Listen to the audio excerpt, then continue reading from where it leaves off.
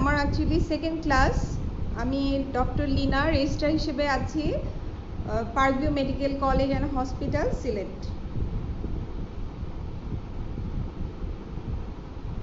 ওকে, sound clear শোনা যাচ্ছে, thank you. Actually last class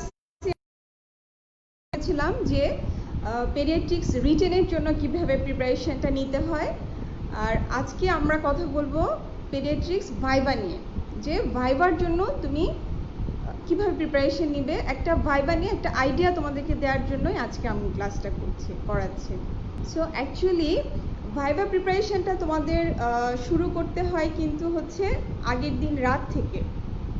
কেন আগের দিন রাত থেকে? যে তোমাকে অবশ্যই হচ্ছে যে একটা খুব ভালো ঘুম কমপ্লিট করে ভাইভা দেওয়ার জন্য আসতে হয়। কখনোই খুব রাত জেগে পড়তে হয় না ভাইভার আগের দিন, ঠিক আছে?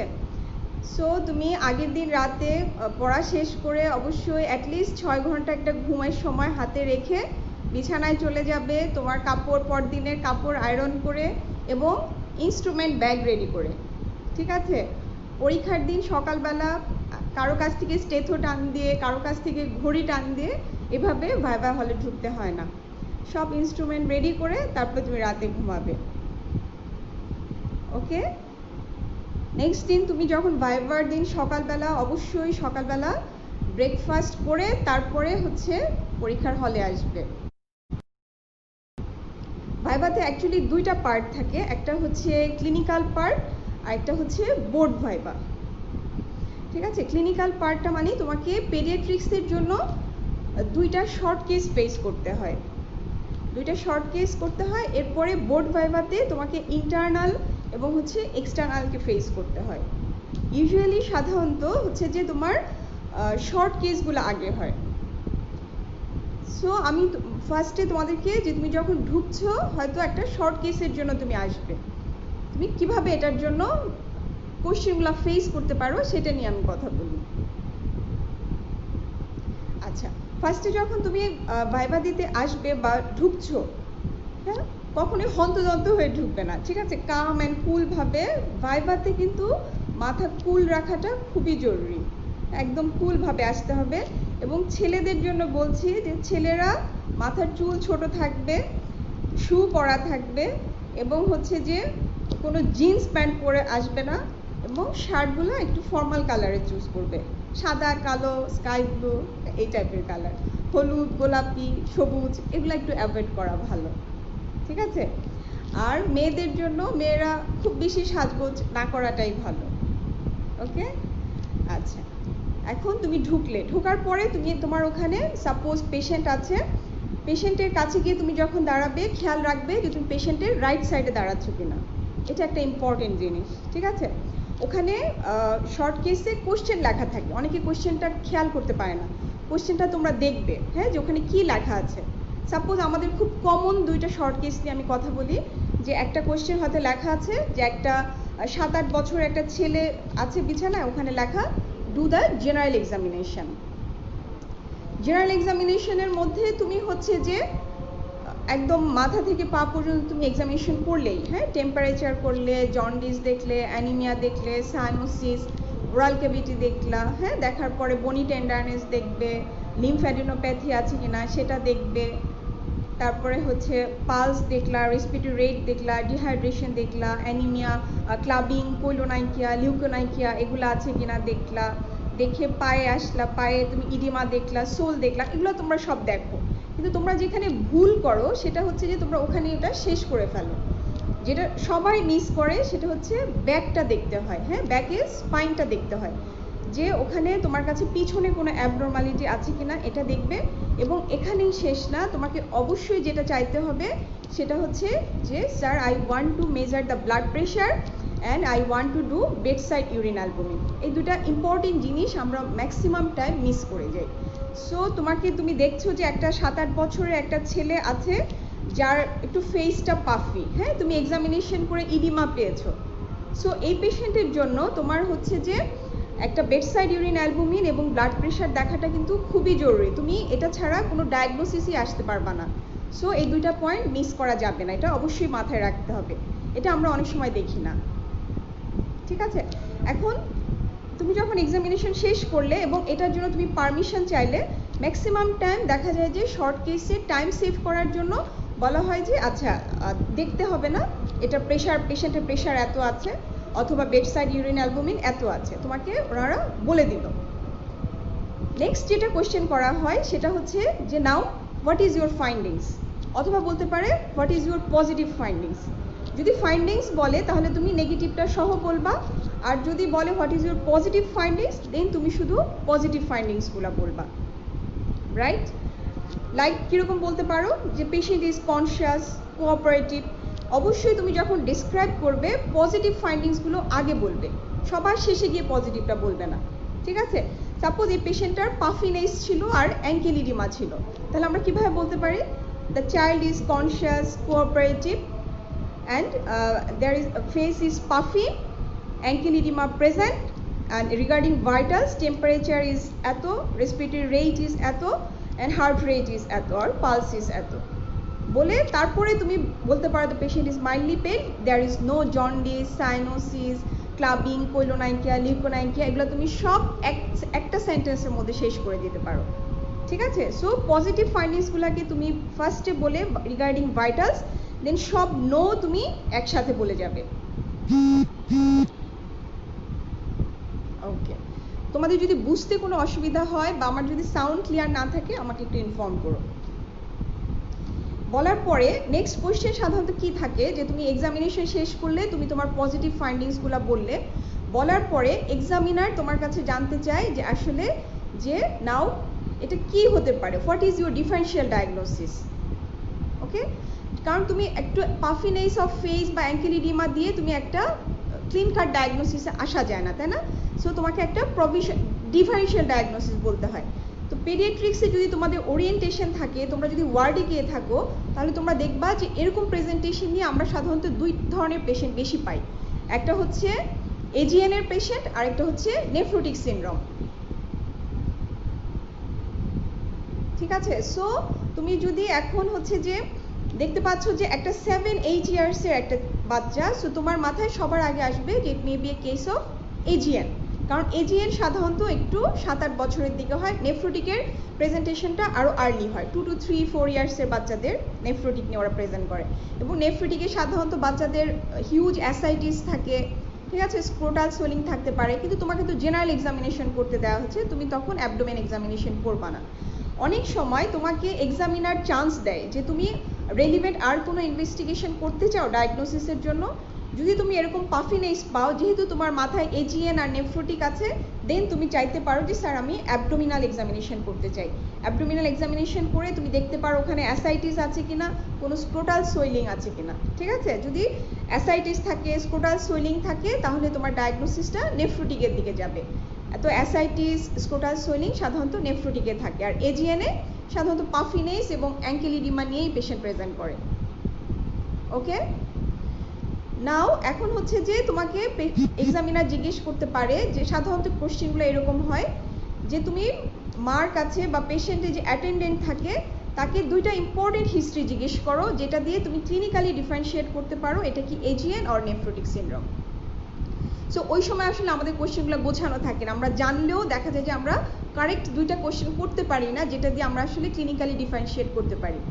ওকে, কি কোশ্চেন তুমি করতে পারো? একটা হচ্ছে যে what is the urine colour, তাই না, যে প্রস্রাবের রংটা কি। কেন এটা ইম্পর্টেন্ট? কারণ আমরা জানি যে এজিএনে হেমাচুরিয়া থাকবে, যেটা নেফ্রোটিকে থাকবে না, নাম্বার 1। নাম্বার 2 হচ্ছে যে তুমি তাকে জিজ্ঞেস করতে পারো relapse, regarding relapse and remission. কেন? কারণ নেফ্রোটিকে রিল্যাপস অ্যান্ড রেমিশন থাকে, এজিএনে থাকে না। সো একটা পাফিনেস নিয়ে আসছে, ইডিমা নিয়ে আসছে, তোমার ডিফারেন্সিয়াল ডায়াগনোসিস হচ্ছে এজিএন আর নেফ্রোটিক। তুমি যদি দুইটা হিস্ট্রি তোমাকে জিজ্ঞেস করতে বলা হয়, তুমি যদি একটা জিজ্ঞেস করো ইউরিন কালার, একটা জিজ্ঞেস করো হচ্ছে রিল্যাপস অ্যান্ড রেমিশন, তুমি কিন্তু ক্লিনিক্যালি বুঝতে পারছো যে এটা আইদার এজিএন অথবা নেফ্রোটিক সিনড্রোম। ওকে, দেন হচ্ছে তোমাকে এক্সামিনার জিজ্ঞেস করতে পারে যে আচ্ছা তুমি হিস্ট্রি থেকে এটা জানলা, নেক্সট তুমি কি ইনভেস্টিগেশন করতে চাও দুইটা আলাদা করার জন্য, ঠিক আছে? শর্ট কেসে সাধারণত সময় খুব কম থাকে, মানে 4 মিনিটের মধ্যে শেষ হয়ে যায়। যারা ভালো করে তারা দেখা যায় যে লাস্ট পর্যন্ত ট্রিটমেন্ট পর্যন্ত চলে যেতে পারে, কারণ খুব স্পেসিফিকভাবে যদি তুমি আনসার দিতে পারো। এখন হচ্ছে যে যদি বলো তুমি ইনভেস্টিগেশন কি করবা, তাহলে তুমি ফার্স্টে বলবা হচ্ছে urine routine and microscopic examination. কেন? যে ইফ ইট ইজ এজিএন আমি এখানে পাবো আরবিসি কাস্ট, আর আমি অ্যালবুমিন পেতে পারি 1+ আর 2+, এর চেয়ে বেশি সাধারণত থাকে না। আর in case of nephrotic syndrome আমি অ্যালবুমিনই পাবো বেশি, অ্যালবুমিন 3+ আর 4+ অ্যালবুমিন থাকতে পারে ইন কেস অফ নেফ্রোটিক, এখানে আমি কোনো আরবিসি পাবো না। সো ইউরিনারি থেকে আমি একটা খুব ভালো ক্লু পেয়ে যাই, হ্যাঁ, যেটা কি এজিএন এর দিকে যাচ্ছে না নেফ্রোটিকের দিকে যাচ্ছে। আর কি ইনভেস্টিগেশন করতে পারি? আর ইনভেস্টিগেশন ফর এজিএন আমি একটা সিরাম ইলেকট্রোলাইটস পাঠাতে পারি, ওখানে হাইপার ক্যালিমিয়া থাকতে পারে। ওকে, সিরাম C3 লেভেল করতে পারি, এজিএন এ C3 লেভেল কমে যায়। আর কি করতে পারি? একটা এসও টাইটার করতে পারি যেটা এজিএন এ বাড়ে, এটা হচ্ছে ফর অ্যাকিউট গ্লোমেরুলোনেফ্রাইটিস। আর নেফ্রোটিকের জন্য আমি কি করতে পারি? একটা হচ্ছে 24 আওয়ার্স ইউরিনারি টোটাল প্রোটিন, এগুলো একটু মনে রাখতে হবে। এটা মোর দেন 1 গ্রাম থাকে হচ্ছে in case of nephrotic syndrome, মানে অনেক বেশি প্রোটিন লস করে ওরা ইউরিন দিয়ে, ঠিক আছে। অথবা spot urinary protein creatine ratio যদি মোর দেন 2 হয়, that is diagnostic for nephrotic syndrome. Okay, so এটা আমার জন্য একটা ইম্পর্টেন্ট ইনভেস্টিগেশন। আমি আর কি করব? সিরাম অ্যালবুমিন করব, এখানে হাইপোঅ্যালবুমিনেমিয়া থাকে। আরেকটা হচ্ছে যে আমি সিরাম কোলেস্টেরল পাঠাবো, কারণ এখানে হাইপারলিপিডিমিয়া থাকে। সো আমি ইউরিনারি করে একটা ক্লু পেয়ে যাচ্ছি। আর আমার যদি সাসপিশন বেশি হয় হচ্ছে নেফ্রোটিকের দিকে, তাহলে আমি নেফ্রোটিকের জন্য ইনভেস্টিগেশন পাঠাবো হচ্ছে spot urinary protein creatinine ratio, then হচ্ছে সিরাম অ্যালবুমিন অ্যান্ড হচ্ছে সিরাম কোলেস্টেরল। ওকে, তুমি যখন এটা নেফ্রোটিক সিনড্রোম যখন তুমি চ্যাপ্টার পড়বে তখন জিনিসগুলো তোমার কাছে আরও অনেক ক্লিয়ার হয়ে যাবে, যে নেফ্রোটিকে spot urinary protein creatine ratio usually more than 2 থাকে, সিরাম অ্যালবুমিন এখানে কম থাকে, সাধারণত less than 2.5 milligram per decilitre থাকে, সিরাম কোলেস্টেরল এখানে অনেক বেশি থাকে, মোর দেন 200 মিলিগ্রাম পার ডেসিলিটার থাকে, ঠিক আছে। সো এগুলা দেখে আমি নেফ্রোটিক ডায়াগনোসিস করতে পারবো। আর এজিএন এর জন্য আমাকে হচ্ছে সিরাম C3 করতে হয়, C3 লেভেল এখানে কমে যায়, এসও টাইটার এখানে বাড়ে। সো এটা দিয়ে আমি কিন্তু ক্লিনিক্যালি এবং হচ্ছে ইনভেস্টিগেশন দিয়ে মোটামুটি আলাদা করে ফেলতে পারছি এজিএন আর নেফ্রোটিক সিনড্রোম। এরপরে তোমাকে জিজ্ঞেস করবে examiner, then what is your treatment plan? If it is nephrotic তোমার কি treatment, if it is AGN then তোমার কি ট্রিটমেন্ট প্ল্যান? তখন তুমি বলবা যে নেফ্রোটিকের জন্য আমার স্পেসিফিক ম্যানেজমেন্ট হচ্ছে উইথ প্রেডনিসোলন, ঠিক আছে, কাউন্সিলিং আছে, সাপোর্টিভ ম্যানেজমেন্ট আছে, দেন স্পেসিফিক ম্যানেজমেন্ট, ঠিক আছে। শর্ট কেসে সাধারণত একটু স্পেসিফিকটাই শুনতে চায়, কারণ যেহেতু সময় বেশি থাকে না। সো নেফ্রোটিকের জন্য স্পেসিফিক ট্রিটমেন্ট হচ্ছে প্রেডনিসোলন আমি দিব, তুমি যদি খুব ভালো পারো তোমাকে ডোজ জিজ্ঞেস করতে পারে। আচ্ছা, আর এজিএন এর জন্য, এজিএনকে আমরা সাধারণত এজিএনের যে ইডিমা থাকে এটা আমরা ডায়োটিক দিয়ে ট্রিট করতে পারি, এবং হচ্ছে যদি হাইপারটেনশন ও ডায়োটিক্স দেওয়ার পরেই কমে যায়, যদি না কমে সেক্ষেত্রে আমরা anti hypertensive calcium channel blocker use করতে পারি, সাধারণত নিফিডিপিন ইউজ করা হয়, ঠিক আছে। সো এভাবে তোমার কাছে আগাতে পারে হচ্ছে একটা পাফিনেস অফ ফেস নিয়ে যে পেশেন্টটা ছিল ইডিমা সহ সেই শর্ট কেসটা। এরপরে তোমাকে স্যার জিজ্ঞেস করতে পারে যে তুমি খুব ভালো করছো, তুমি সব বলতে পারছো, তোমাকে জিজ্ঞেস করতে যে কোনো কিছুই থিওরি থেকে জিজ্ঞেস করতে পারে, তাই না, কমপ্লিকেশন জিজ্ঞেস করতে পারে যে ইম্পর্টেন্ট এজিএন এর 3টা ইম্পর্টেন্ট কমপ্লিকেশনস কি হতে পারে? এজিএন থেকে হার্ট ফেলিয়ার হতে পারে, এজিএন থেকে হাইপারটেনসিভ এনকেফালোপ্যাথি হতে পারে, এজিএন থেকে অ্যাকিউট রেনাল ফেলিয়ার হতে পারে। তুমি অনেক কিছু বললেও যাতে এই 3টা জিনিস মিস না হয়। এগেইন তোমাকে নেফ্রোটিক থেকে কমপ্লিকেশন জিজ্ঞেস করতে পারে, যে নেফ্রোটিকের পেশেন্ট যদি আমরা আনট্রিটেড রাখি সেটা কি কমপ্লিকেশন অ্যারাইজ করতে পারে, তাই না। সো সেখানে তুমি ইনফেকশন অবশ্যই বলবে, ইনফেকশনের মধ্যে নিউমোনিয়া হতে পারে, পেইটোনাইটিস হতে পারে, ইউরিনারি ট্র্যাক্ট ইনফেকশন হতে পারে, থ্রম্বোএম্বোলিক ম্যানিফেস্টেশন থাকতে পারে। সো দেন তোমাকে থিওরিতে যদি সুযোগ থাকে ঢুকে যাবে, বাট শর্ট কেসে ইউজুয়ালি এত সময় পাওয়া যায় না। সো খুব স্পেসিফিকভাবে তুমি যদি বলতে পারো তুমি ট্রিটমেন্ট কমপ্লিকেশনস পর্যন্ত আসতে পারো। ওকে, সো এটা একটা কমন শর্ট কেস যেটা আমরা দেই যদি আমাদের ওয়ার্ডে কোনো পেশেন্ট থাকে যার হচ্ছে ইডিমা আছে, পাফিনেস অফ ফেস থাকে, তাহলে সেই পেশেন্টগুলোকে কিন্তু আমরা এক্সামিনের শর্ট কেসের জন্য দিয়ে দিই। সো যদি তুমি দেখো যে পেশেন্টের এইজটা 7-8 ইয়ার্স, তোমার মাথায় ফার্স্টে এজিএন আসবে, তুমি তোমার ডিডিতে 1 নম্বর এজিএন রাখবা, সেকেন্ডলি নেফ্রোটিকও হতে পারে, তাই না। কারণ হচ্ছে যে নেফ্রোটিকে যেহেতু রিলাপস অ্যান্ড রিমিশন হয়, দেখা যায় যে 7-8 বছরের ছেলেও একটা রিলাপস নিয়ে তোমার কাছে আসতে পারে, কিন্তু সেই ক্ষেত্রে ওদের ইডিমা আরও অনেক বেশি থাকে। সো এভাবে আমি ডিফারেন্সিয়েট করতে পারি। এবং একটা ইম্পর্টেন্ট হচ্ছে হাইপার টেনশন, যেহেতু আমাকে ব্লাড প্রেশার মেজার করতে হবে, এজিএনে হাইপার টেনশন থাকে ইউজুয়ালি, যেটা নেফ্রোটিকে থাকে না। সো এভাবে হচ্ছে আমরা একটা শর্ট কেস রেডি করতে পারি, পাফিনেস অফ ফেস এবং হচ্ছে ইডিমা, এটা শর্ট কেসের জন্য। আচ্ছা, আরেকটা কমন শর্ট কেস যেটা আমরা দেই সেটা হচ্ছে যে একটা বাচ্চা শুয়ে আছে, ওখানে কোশ্চেন লেখা আছে পালপেট দ্য অ্যাবডোমেন। ওকে, এখন পালপেট দ্য অ্যাবডোমেন সাধারণত তুমি যে পেশেন্টগুলো পাবা, হ্যাঁ, অনেকে কোশ্চেন করে না, হ্যাঁ, অ্যাবডোমেন দেখে খুব ভালোভাবে ইন্সপেকশন করা স্টার্ট করে দিচ্ছে। যখন তোমাকে পালপেট বলা হচ্ছে তার মানে তুমি আসলে পালপেশনটাই ভালোভাবে করবা, তখন তোমাকে দুইটা অ্যাঙ্গেল থেকে ইন্সপেকশন করার দরকার নাই, ঠিক আছে? তবে যে কোনো পেশেন্ট তুমি যখন এক্সামিনেশন করতে যাবা কখনোই পেশেন্টের উপরে সাডেনলি জাম্প করবা না, হ্যাঁ, যে ফার্স্টে একটু আমি একটা ওভারঅল একটা লুক দিয়ে নিলাম, ঠিক আছে? ওভারঅল লুক অনেক সময় তোমাকে একটা ক্লু দিয়ে দেয় যে এটা কি হতে পারে। আচ্ছা, যেমন একটা পেশেন্টের, আচ্ছা ধরো এই পেশেন্টটা নিয়ে আমরা কথা বলছি যে এটাকে তোমাকে পালপেট করতে দেওয়া হলো, তুমি একটা ওভারঅল লুক দিয়ে সুপারফিশিয়াল পালপেশন করলে, দেন হচ্ছে ডিপ পালপেশন করলে, অর্গান পালপেশন করলে, তাই না? মনে আছে এগুলা যে আমরা হচ্ছে ইউজুয়ালি আমরা অ্যান্টি ক্লকওয়াইজ করি, লেফট সাইড থেকে করি, তাই না? লেফট কিডনি দেখি, স্প্লিন দেখি, দেন হচ্ছে রাইট সাইডে লিভার দেখি, রাইট কিডনি দেখি, ব্লাডার দেখি এবং হচ্ছে প্যারাওটিক নোডস দেখি।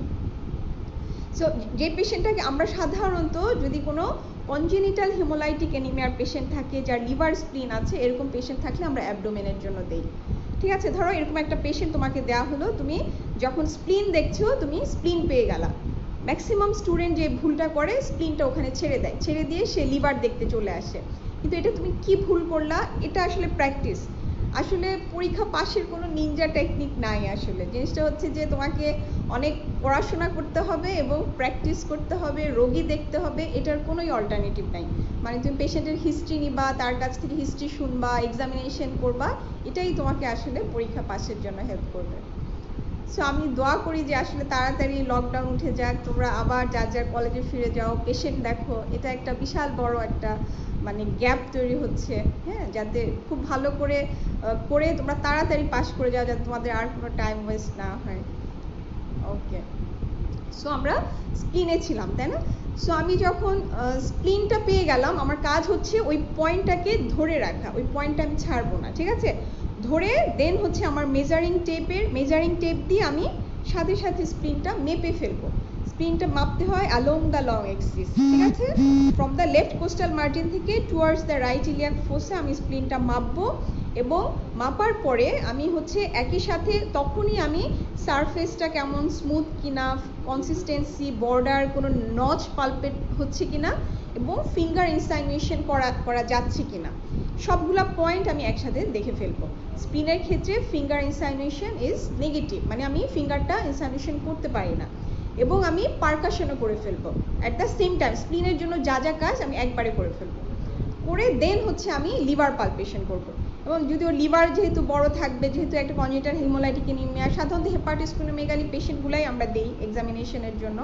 সো আমি লিভারটা যখন মাপবো খুব ভালো করে from the right costal margin along the mid clavicular line মাপলাম, হ্যাঁ, মাপার পরে সারফেস দেখলাম, কনসিস্টেন্সি দেখলাম। যেটা আমরা সবাই ভুল করি সেটা হচ্ছে কি, আমরা আপার border of the liver dullness দেখতে ভুলে যাই। সো এই প্র্যাকটিসটা রাখতে হবে যাতে আমি মনে করে upper border of the liver ডালনেসটা দেখতে পারি, ঠিক আছে? দেন আমি যেহেতু আমাকে পালপেট দ্য অ্যাবডোমেন বলেছিল, আমি রাইট কিডনি দেখবো, ব্লাডার দেখবো, প্যারাওটিক নোডস দেখবো, এগুলো সব দেখে আমি আমার এক্সামিনেশন কমপ্লিট করবো, ঠিক আছে? দেন তোমাকে এক্সামিনার হয়তো জিজ্ঞেস করবে যে now what is your positive findings or what is your findings. Then তুমি সুন্দর করে বলবা যে অন পালপেশন তুমি এটা পেয়েছো। সাপোজ তুমি যদি হেপাটোস্প্লিনোমেগালি পেয়ে থাকো, তাহলে স্প্লিন আর লিভারটাকে তোমাকে সুন্দর করে ডিসক্রাইব করতে হবে। Like স্প্লিন is palpable for 9 centimetre from the left coastal margin along its long axis, surface is smooth, firm in consistency, notch is palpable and finger insinuation is negative, percussion note is dull, okay? And liver is palpable for about 6 centimeter from the right coastal margin along the mid clavicular line, then surface is smooth, firm in consistency, and upper border of the liver dullness is in right fifth intercostal space. So এতটুকু তুমি বলে then there is no ascites, so there is hepatosplenomegaly without ascites. This is your findings. Next হচ্ছে তোমাকে এখন examiner জিজ্ঞেস করতে পারে যে তোমার কাছে সাধারণত এইটুকুন করার পরেই তোমাকে যদি জিজ্ঞেস করে যে তুমি আর কোনো ইম্পর্টেন্ট বা রেলিভেন্ট কোনো এক্সামিনেশন করতে চাও কিনা তোমার পেশেন্টের ডায়াগনোসিসের জন্য। লাইক তুমি একটা লিভার স্ক্রিন পাইলা, হ্যাঁ পেয়েই তো আমরা এটা বলতে পারি না যে এটা কনজেনিটাল হিমোলাইটিক অ্যানিমিয়া, তাই না? তাহলে ভাববে যে তুমি এই পেশেন্ট সম্পর্কে জানো, কারণ হচ্ছে হেপাটোস্প্লেনোমেগালির অনেক কজে হতে পারে। একটা ক্রনিক ম্যালেরিয়া, ক্রনিক কালাজ্বর, এইসব লিউকেমিয়ার পেশেন্টও হেপাটোস্প্লেনোমেগালি নিয়ে তোমার কাছে আসবে, তাই না? সো তুমি যদি ফার্স্টে তুমি কি বলতে পারো যে what are your differential diagnosis from just hepatosplenomegaly, তাহলে তোমাকে এগুলো সব বলতে হবে। আর যদি তুমি বলে যে তুমি কোনো রেলিভেন্ট এক্সামিনেশন করতে চাও কিনা এই পেশেন্টের একটা প্রফেশনাল ডায়াগনোসিসের জন্য, তাহলে তুমি কি করতে পারো, তুমি টেম্পারেচার দেখবা, তাই না ফার্স্টে। কেন? কারণ লিউকেমি পেশেন্ট যদি হয়, ম্যালেরিয়ার পেশেন্ট যদি হয়, কালাজ্বরের পেশেন্ট যদি হয়, তাহলে আমি তাকে ফেব্রাইল পাবো। আর কি করতে পারি, আমি প্যালোর আছে কিনা দেখব। প্যালোর কোথায় থাকবে? কনজেনিটাল হিমোলাইটিক অ্যানিমিয়াতে, তাই না? এখানে আমি প্যালোর পাবো। জন্ডিস দেখব, কারণ যদি এটা কনজেনিটাল হিমোলাইটিক অ্যানিমিয়া হয় তাহলে আমি প্যালোর পাবো, জন্ডিসও পাবো। এবং ওভারঅল আমি তার ফেসিসটাও দেখব, বনি টেন্ডারনেস দেখবো। এগুলো হচ্ছে লিউকেমিয়া এক্সক্লুড করার জন্য।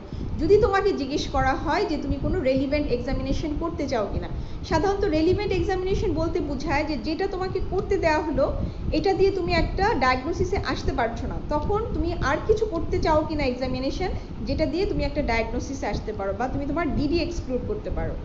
সো যদি একটা হেপাটোস্প্লেনোমেগালির পেশেন্টকে রেলিভেন্ট এক্সামিনেশন করতে বলে তাহলে তোমাকে এগুলা দেখতে হবে। মানে অ্যাকচুয়ালি আমি ডিডিগুলো এক্সক্লুড করতে চাই। সো আমার টেম্পারেচার আছে কিনা, প্যালোর আছে কিনা, জন্ডিস আছে কিনা, লিম্ফ্যাডিনোপ্যাথি আছে কিনা, কারণ লিউকেমিয়া হলে পেশেন্টের লিম্ফ্যাডিনোপ্যাথি থাকতে পারে। সো এগুলা দিয়ে আমি এক্সামিনেশন করব। অনেক সময় এক্সামিনাররা বলে যে আচ্ছা তুমি মার কাছ থেকে একটা কোশ্চেন বা দুইটা কোশ্চেন জিজ্ঞেস করো যেটাতে তোমার ডায়াগনোসিস মনে হতে পারে যেটা তোমার কাছে কনজেনিটাল হিমোলাইট। আচ্ছা, একটা ইম্পর্টেন্ট জিনিস, যে কনজেনিটাল হিমোলাইটিক অ্যানিমিয়া যে পেশেন্টগুলো থাকে তাদের একটা স্পেশাল ফেশিয়াল একটা মানে চেঞ্জ থাকে। কি ধরনের চেঞ্জ থাকে? ওদের ফ্রন্টাল বসিং থাকে, দেন হচ্ছে প্রমিনেন্ট জাইগোমা থাকে, ঠিক আছে, ম্যালঅক্লুশন অফ টিথ থাকে। থ্যালাসেমিক ফেসিসটা তোমরা যদি ওয়ার্ডে গিয়ে থাকো দেখলেই বুঝতে পারবা যে একটা থ্যালাসেমিক ফেসিস, মানে বোনসগুলো এগুলো মেডুলারি মানে অনেক বেশি রাইথ্রোপয়েসিসের জন্য এগুলো এরকম হয়ে যায়। ফ্রন্টাল বসিং, দেন হচ্ছে প্রমিনেন্ট জাইগোমা, ম্যালঅক্লুশন অফ টিথ। সো এরকম একটা থ্যালাসেমিক একটা ফেসিস যদি তুমি পেয়ে যাও তখন তুমি বলতে পারবা যে এটা আমার কাছে কনজেনিটাল হিমোলাইটিক অ্যানিমিয়া মনে হচ্ছে। সেই ক্ষেত্রে তোমাকে এক্সামিনার বলতে পারে যে আচ্ছা তুমি মার কাছ থেকে একটা ইম্পর্টেন্ট হিস্ট্রি নাও যেটা দিয়ে তুমি হচ্ছে যে বলতে পারবা যে এটা কনজেনিটাল হিমোলাইটিক অ্যানিমিয়া। তখন তুমি কি হিস্ট্রি নিবা? দুটো ইম্পর্টেন্ট হিস্ট্রির একটা হচ্ছে যে কোনো কনস্যাঙ্গুইনিটি আছে কিনা, ঠিক আছে।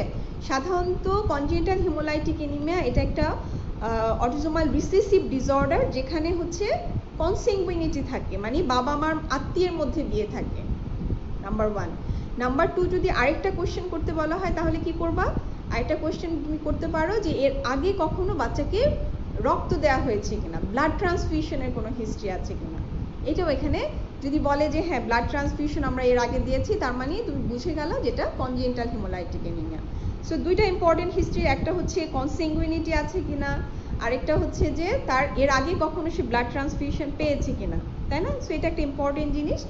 আর হচ্ছে যে তুমি এক্সামিনেশন করে থ্যালাসেমিক ফেসিস পেয়েছো এবং হচ্ছে মাইল্ড জন্ডিস পেয়েছো, মডারেটলি অর সিভিয়ার প্যালোর পেয়েছো, সাথে হেপাটোস্প্লিনোমেগালি আছে। So what is your most মানে প্রবাবল ডায়াগনোসিস যদি তোমাকে এক্সামিনার জিজ্ঞেস করে তখন তুমি বলতে পারো যে কনজেনিটাল হিমোলাইটিক অ্যানিমিয়া। এখন আমাদের দেশে সাধারণত আমরা থ্যালাসেমিয়া মেজর আর হচ্ছে বিটা থ্যালাসেমিয়া বেশি পাই।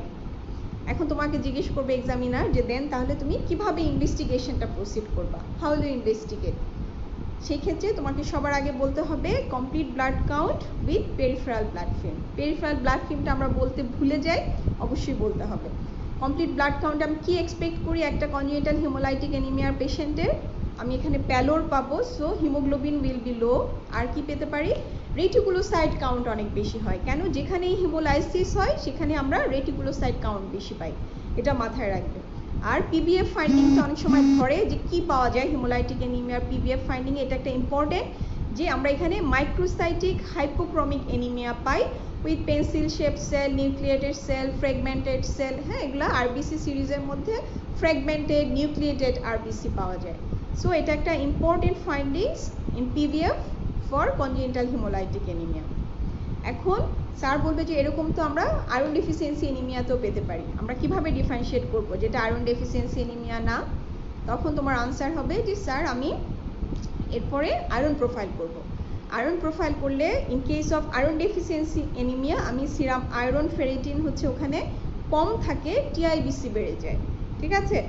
আর in case of congenital haemolytic anaemia এখানে উল্টা হয়, এখানে আয়রন ফেরিটিন বেড়ে যায় আর হচ্ছে টিআইবিসিটা কমে যায়। সো যেহেতু ওখানে আয়রন ডেফিসিয়েন্সি অ্যানিমিয়া তার মানে আয়রন ফেরিটিন কম আছে, উল্টা হয় হচ্ছে টিআইবিসি। আর এখানে এটা যেহেতু কনজেনিটাল হিমোলাইটিক অ্যানিমিয়া, এখানে এক্সেসিভ হিমোলাইসিস অ্যানিমিয়া হচ্ছে, এখানে আমরা আয়রন ফেরিটিনটাই বেশি পাবো, টিআইবিসিটা কম পাবো, ঠিক আছে? সো এটা হচ্ছে কনজেনিটাল হিমোলাইটিক অ্যানিমিয়া। এরপরে তোমাকে স্যার জিজ্ঞেস করবে যে তুমি এটা কনফার্ম কিভাবে করবে যে এটা হচ্ছে যে হিমোলাইটিক অ্যানিমিয়াই বা এটা কি ধরনের হিমোলাইটিক অ্যানিমিয়া, তুমি কিভাবে কনফার্ম করবে? যখন তোমাকে কনফার্মেশন জানতে যাবে তখন তোমাকে অবশ্যই বলতে হবে যে স্যার আমি একটা ইলেকট্রোফোরেসিস করব, হিমোগ্লোবিন ইলেকট্রোফোরেসিস। ইলেকট্রোফোরেসিস করলে in case of beta thalassaemia মানে কনজেনিটাল হিমোলাইটিক অ্যানিমিয়া আমি এখানে দেখবো যে হিমোগ্লোবিন এফ অর ফিটাল হিমোগ্লোবিনটা বেড়ে যায়, দেখা যায় ইউজুয়ালি মোর দেন 90% অনেক সময় হয়ে যায়, যেখানে হিমোগ্লোবিন এ থাকার কথা ছিল 90%, সেটা এফ মানে এফ হয়ে যায় 90%, এ কমে যায়, এ টুটা একটা ভেরিয়েবল নাম্বারে থাকে। সো এটা আমাকে অবশ্যই মাথায় রাখতে হবে। আর যদি এটা ই বিটা থ্যালাসেমিয়া হয় তাহলে আমি ওখানে হিমোগ্লোবিন ই স্পেশালি পাওয়া যায়। সো এটা যখন তোমরা থ্যালাসেমিয়া পড়বে জিনিসগুলো আরও ক্লিয়ার হবে, আমি একটু বলে যাই যাতে তোমাদের একটু মনে পড়ে পড়াগুলো। সো কনফার্ম করার জন্য আমি হচ্ছে হিমোগ্লোবিন ইলেকট্রোফোরেসিস করব, ঠিক আছে? এটা জিজ্ঞেস করে। এরপরে তোমাকে জিজ্ঞেস করে যে দেন তুমি কনফার্ম হয়ে গেলা যেটা একটা হিমোলাইটিক অ্যানিমিয়া, এই পেশেন্টের জন্য তুমি তাহলে তোমার ট্রিটমেন্ট অপশন কি ট্রিটমেন্ট দিবে তুমি তাকে, তাই না? সো তখন তুমি বলবে যে কাউন্সিলিং, দেন হচ্ছে আমার এখানে রেগুলার ব্লাড ট্রান্সফিউশন করতে হবে এই পেশেন্টকে, অ্যালং উইথ আয়রন চিলেশন করতে হবে, এবং হচ্ছে যে স্প্লিনেক্টমি আমার এই পেশেন্টের জন্য বলতে হবে যে পেশেন্টের স্প্লিন অনেক বড়, তার ক্ষেত্রে আমি স্প্লিনেক্টমিও বলবো। সাধারণত লিভার স্প্লিন যদি অনেক বড় হয়ে যায় সেক্ষেত্রে বোন ম্যারো ট্রান্সপ্লান্ট করা যায় না, তখন ওই পেশেন্টের জন্য আমি আর বোন ম্যারো ট্রান্সপ্লান্টেশন বলবো না। কনজেনিটাল হিমোলাইটিক অ্যানিমিয়ার স্পেসিফিক ট্রিটমেন্টের মধ্যে একটা কিন্তু বোন ম্যারো ট্রান্সপ্লান্টেশন, কিন্তু একটা পেশেন্ট যার লিভার স্প্লিন এত বড় তার ক্ষেত্রে কিন্তু তুমি বোন ম্যারো ট্রান্সপ্লান্টেশন বলবে না, ঠিক আছে? কারণ হচ্ছে লিভার যেখানে এত বড় হয়ে যায় তখন আর বোন ম্যারো অর্গানোমেগালি ডেভেলপ করে যাওয়ার পরে তুমি বোন ম্যারো ট্রান্সপ্লান্ট করলে সেটা কোনো সাকসেস কিছু হবে না। সো এই পেশেন্টের জন্য আমি রেগুলার ব্লাড ট্রান্সফিউশন দিব, আয়রন চিলেশন দিব এবং স্প্লিনেক্টমি করব। তারপরে তোমার যদি শর্ট কেসে সাধারণত এর মধ্যেই সময় শেষ হয়ে যায়, বাট যদি তোমার সময় থাকে তাহলে হয়তো তোমাকে জিজ্ঞেস করতে পারে যে স্প্লিনেক্টমির ইন্ডিকেশন কি, ঠিক আছে? যে কখন স্প্লিনেক্টমি করবে, দেন হচ্ছে যে তোমার স্প্লিনেক্টমির প্রি রিকুইজিট কি, তারপরে হচ্ছে তোমাকে জিজ্ঞেস করতে পারে যে কখন আমরা আয়রন চিলেশন দেই। হ্যাঁ, আয়রন চিলেশন কখন দিই মনে আছে? সাধারণত আফটার 10 to 12 ট্রান্সফিউশন, অথবা সিরাম ফেরিটিন যদি মোর দেন 1000 হয়ে যায় তখন আমরা আয়রন চিলেশন দিই। আরেকটা জিনিস জিজ্ঞেস করে সাধারণত যখন তুমি বলবা যে এটা একটা অটোজোমাল রিসেসিভ ডিজিজ, তখন অনেক সময় অটোজোমাল রিসেসিভের ইনহেরিটেন্স জিজ্ঞেস করে, যে যদি বোথ প্যারেন্টস যদি ক্যারিয়ার হয় তাহলে এটার ট্রান্সমিশন বা ইনহেরিটেন্সটা কীরকম হয়, এটা পড়ে রাখবে। যে যদি বোথ প্যারেন্টস যদি ক্যারিয়ার হয় সেই ক্ষেত্রে 25% হেলদি থাকে, আর হচ্ছে 25% এফেক্টেড থাকবে, আর 50% হচ্ছে তখন ক্যারিয়ার হয়, ঠিক আছে? সো তোমাকে নেক্সট জিজ্ঞেস করতে পারে যে এটাকে আমরা প্রিভেন্ট করতে পারি কনজেনিটাল হিমোলাইটিক অ্যানিমিয়া, যে ইয়েস ইট ইজ প্রিভেন্টেবল। কীভাবে প্রিভেন্ট করা যায়? একটা হচ্ছে প্রিম্যারিটাল কাউন্সিলিং, মানে আমি যদি বিয়ের আগে এই কাউন্সিলিংটা করতে পারি যে দুজন ক্যারিয়ার যাতে বিয়ে না করে, ঠিক আছে? ক্যারিয়ার বিয়ে যদি আমি প্রিভেন্ট করতে পারি তাহলে হচ্ছে আমি থ্যালাসেমিয়া প্রিভেন্ট করতে পারি, কারণ দুইজন যদি ক্যারিয়ার না হয় তাহলে কিন্তু সাফারার হয় না, ক্যারিয়ার হতে পারে কিন্তু সাফারার হয় না, ঠিক আছে? সো আমি দুইটা ক্যারিয়ার ম্যারেজ প্রিভেন্ট করব। আর আরেকটা হতে পারে অ্যান্টিনেটাল ডায়াগনোসিস, যে আচ্ছা আমার বিয়ে হয়ে গেছে, কনসিভ করে ফেলছে, কিন্তু আমি যদি আর্লি ট্রাইমেস্টারে জানতে পারি যে বেবিটা ফিউচারে থ্যালাসেমিক হবে, তাহলে তাদেরকে আমি এটা ডিসিশন দিতে পারি যে if you want you can terminate the baby, therapeutic abortion. তারা যদি চায় তখন তারা এটা টার্মিনেট করতে পারে। সো আমি একটা অ্যান্টিনেটাল ডায়াগনোসিস করে এটা প্রিভেন্ট করতে পারি। আরেকটা হতে পারে যে প্রিম্যারিটাল কাউন্সিলিং করে এটা প্রিভেন্ট করতে পারি। সো থ্যালাসেমিয়া একটা প্রিভেন্টেবল ডিজিজ। সো এর চেয়ে বেশি আসলে শর্ট কেসে জিজ্ঞেস করার সময় থাকে না, সাধারণত এর চেয়ে আরও অনেক আগে শেষ হয়ে যায়। হ্যাঁ, সো তুমি এক্সামিনেশনটা খুব প্রপারলি করবা। অনেক সময় ফিঙ্গার ইনসামিনেশন দেখাতে বলে, হ্যাঁ, যে ফিঙ্গার ইনসামিনেশন টেস্টটা করো। তো এগুলো দেখা যায় প্র্যাকটিস না থাকলে সেই মোমেন্টে পারা যায় না। সো এগুলো তোমরা ভালো করে প্র্যাকটিস করবা, হ্যাঁ, যে এই জিনিসগুলো পারকাশন, যাতে পারকাশনের সাউন্ড হয়, অনেকে পারকাশনে কোনোই সাউন্ড হয় না, সো পারকাশন প্র্যাকটিস করতে হবে। ওকে, সো এই আমি দুইটা কমন শর্ট কেসের কথা বললাম, যে এগুলো আমরা কমনলি কোনো পাফিনেস ফেস থাকতে পারে, সেটা থেকে জেনারেল এক্সামিনেশন দিতে পারে, অথবা হেপাটোস্প্লিনোমেগালিয়ানে একটা অ্যাবডোমেন তোমাকে দিতে পারে। ওকে, সো এইভাবে করে শর্ট কেসগুলো আগায়। হ্যাঁ, এছাড়া কোনো নিউনেট থাকতে পারে, কোনো আইএমসিআই থেকে থাকতে পারে, যে কোনো কিছুই দিতে পারে, বাট কমনলি আমরা এটা দিই। এরপরে তোমাকে হচ্ছে ভাইভা ফেস করতে হয়। ভাইভাতে গিয়ে হচ্ছে এক্সটার্নালকেও ফেস করতে হয়, ইন্টারনালকেও ফেস করতে হয়। তো সাধারণত তুমি ওইখানে আসলে অনেকে রিটেন কোশ্চেনটা দিয়ে স্টার্ট করে, অনেকে সিনারি একটা বলে তোমাকে স্টার্ট করে, হ্যাঁ, আবার অনেকে হচ্ছে যে এমনি কোশ্চেন করে, যে কোনোভাবেই আসলে ভাইভা তোমার ফেস করতে হতে পারে। বাট কিছু জিনিস আমি বলি, সেটা হচ্ছে যে কিছু ডেফিনেশন বা কিছু মুখস্থ টাইপ জিনিস ধরে, যেটা আসলে তোমার মাথায় রাখা দরকার। যেমন হচ্ছে যে তোমাকে জিজ্ঞেস করতে পারে যে define growth, define development, then হচ্ছে what are the domains of development, what are the principal of development, define IOICF, what are the component of IOICF. এই জিনিসগুলো আসলে তুমি যদি তোমার মাথায় না থাকে, ওখানে মানে বানায় বলা যায় না, এই জন্য তখন তুমি হ্যাং হয়ে যাবা। এই জন্য আমি বলবো যে এই জিনিসগুলো মাথায় নিয়ে তারপরে যাবা, হ্যাঁ, যেগুলো একটু ডেফিনেশন আকারে, গ্রোথের ডেফিনেশন, ডেভেলপমেন্টের ডেফিনেশন, ডোমেইনস অফ ডেভেলপমেন্ট কী কী আছে, প্রিন্সিপাল অফ ডেভেলপমেন্ট কী, আইওআইসিএফ কী জিনিস, আইওআইসিএফ এর কম্পোনেন্ট কী। সো এখানে যদি তুমি পার হয়ে যেতে পারো, দেন তুমি তোমার একটা সিনারি কোশ্চেনে ঢুকতে পারে স্যার, বা যেটা ধরলো তুমি সেখানে করলা। সো এইভাবেই আসলে জিনিসগুলো মানে তোমাকে ভাইভাগুলো ফেস করতে হবে, শর্ট কেস দিয়ে, ইন্টারনাল ভাইভা, এক্সটার্নাল ভাইভা। এবং সাধারণত দেখা যায় যে ভাইভাতে এখন একটু প্র্যাকটিক্যাল ওরিয়েন্টেড কোশ্চেন করা হয়। হ্যাঁ, যেমন হচ্ছে তোমাকে হয়তো জিজ্ঞেস করছে যে তুমি পেডিয়াট্রিক্স ওয়ার্ডে গিয়ে কি কি পেশেন্ট দেখেছো। হ্যাঁ, তুমি তো বইতে অনেক ডিজিজ পড়েছো, কিন্তু তুমি জানো না যে ওয়ার্ডে সাধারণত কী কী পেশেন্ট থাকে। তুমি ওয়ার্ডে গেলে পেশেন্টের শিটগুলো দেখলে বুঝতে পারতে যে আসলে এই আমাদের যে পেশেন্টগুলো থাকতেছে তার মধ্যে নিউমোনিয়া আসলে অনেক বেশি, ডায়রিয়াই অনেক বেশি, ঠিক আছে। নিউনেটোলজির মধ্যে আমরা এখানে পেরিনাটাল অ্যাসফিক্সিয়া পাচ্ছি, নিউনেটাল সেপসিস পাচ্ছি। সো এই যে কমন ডিজিজগুলো তুমি উচ্চারণ করছো, এটা দেখে স্যাররা বুঝছে যে আসলে তুমি ওয়ার্ডে যাও। হ্যাঁ, এবং হচ্ছে তুমি যদি এক্সটার্নাল, যখন তুমি ইন্টারনালকে যখন ফেস করবে, তোমার কাছে যাতে ইন্টারনালের কাছে যাতে তোমাকে অপরিচিত মনে না হয়, ঠিক আছে, তোমার ফেসটা যাতে তাকে মনে যায় না সে ক্লাস করে, সে স্যার আমাকে চিনতে পেরেছে, এটা একটা ইম্পর্টেন্ট জিনিস, ঠিক আছে। কারণ যে কোনো সময় তুমি অনেক উল্টাপাল্টা করতেই পারো, তখন তুমি যদি রেগুলার থাকো, ইন্টারনাল তোমাকে সেভ করে নিয়ে আসবে। আর হচ্ছে যে আর কি বলবো ভাইভা নিয়ে, এইগুলাই মোটামুটি মাথায় রেখে পরীক্ষা দিবা। আর হচ্ছে যে সবগুলা মানে আমি বলবো যে ইম্পর্টেন্ট যে জিনিসগুলো আছে পেডিয়াট্রিক্সের, হ্যাঁ, যেমন আমরা নেফ্রোটিক বললাম, থ্যালাসেমিয়া বললাম, হ্যাঁ, এগুলা জিনিস না পড়ে ভাইভা এসো না, ঠিক আছে। এগুলো খুব ভালো করে পড়বে অবশ্যই। এমন কারোই আসলে তোমরা যদি তোমাদের সিনিয়রদের কাছ থেকে জানো যে এমন কারো মনে হয় ভাইভা নাই যে সে কোথাও না কোথাও নেফ্রোটিক ফেস করে নাই, বা কোথাও না কোথাও এজিএন বা থ্যালাসেমিয়া ফেস করে নাই। শর্ট কেসে আসে, রিটেনে আসে, তোমাকে ভাইভাতে ফেস করতে হবে। সো এগুলা জিনিস খুব ক্লিয়ার করে তারপরে হচ্ছে ঠান্ডা মাথায় ভাইভা দিতে যাবেন, ঠিক আছে। সো আজকে ক্লাস আমি আর লেন্দি করছি না, তোমরা ভালো থেকো, অনেক সুস্থ থেকো, এবং হচ্ছে লকডাউন শেষে যার যার কলেজে গিয়ে পেশেন্ট দেখো, এবং পরীক্ষাতে একবারে পাশ করে যাও, তোমাদের আর কোনো টাইম ওয়েস্ট না হোক, এটাই দোয়া করি। সবাই ভালো থেকো, আল্লাহ হাফেজ।